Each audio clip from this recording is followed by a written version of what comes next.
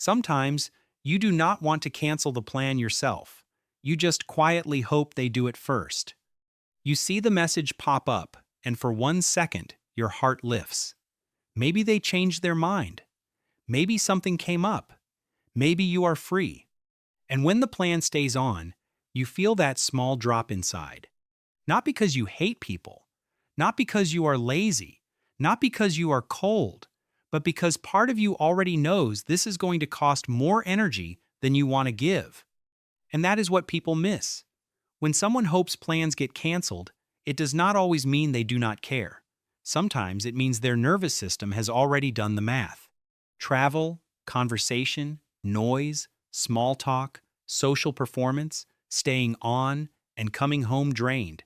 The body often knows the cost before the mind says it out loud. That is why some people feel relief before guilt.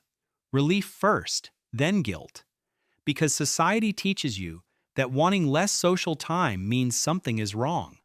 That if you are not excited to go, you must be antisocial, rude, boring, or bad at friendship. But that is not always true. For many people, the problem is not people. It is the buildup, the anticipation, the pressure, the energy management. Some minds do not struggle with connection itself. They struggle with everything around it. Getting ready, switching modes, making conversation, reading the room, staying present, and recovering afterward. Psychologists call this anticipatory fatigue. Your brain is spending the energy of the event before the event even begins. To other people, a plan is just a plan. To you, it is a full internal event. That is why hoping someone cancels can feel so good, because cancellation does not just remove the event, it removes the weight of carrying it.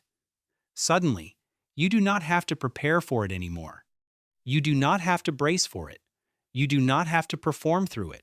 You do not have to spend tomorrow recovering from it. Your mind gets its space back.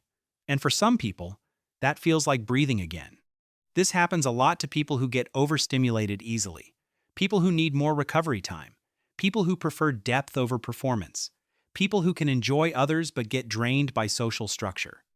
Because social plans are rarely just about seeing someone. They often involve time pressure, noise, travel, surface conversation, and the feeling that you need to be a certain version of yourself. That is exhausting for a nervous system that already fills up fast. And there is another layer to this. Sometimes, hoping people cancel is not just about energy, it is about control. When a plan stays on, part of your day no longer feels like yours. Your time is spoken for. Your energy is already spent in advance. Your mind is no longer free.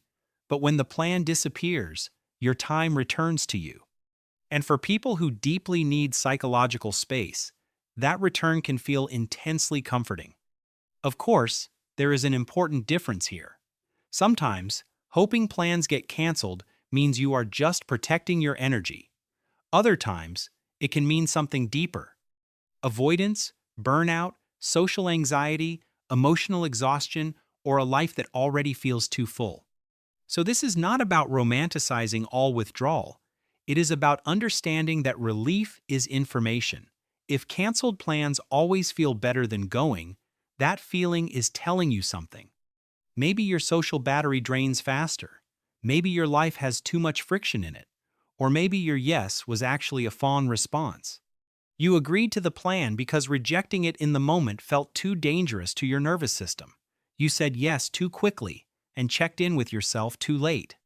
Or maybe you genuinely need more quiet than other people do, and there is nothing immoral about that, because some people recharge in connection and some people recharge in freedom from demand.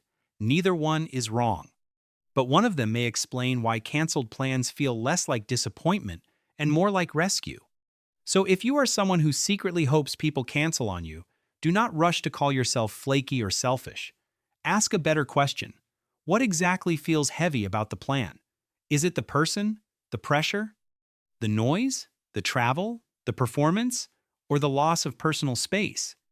Because when you understand the cost, the relief starts to make sense. And maybe that is why canceled plans feel so good, not because you do not care about anyone, but because for a certain kind of person, Unexpected free time does not feel like emptiness. It feels like getting yourself back. If this felt a little too personal, leave a comment below.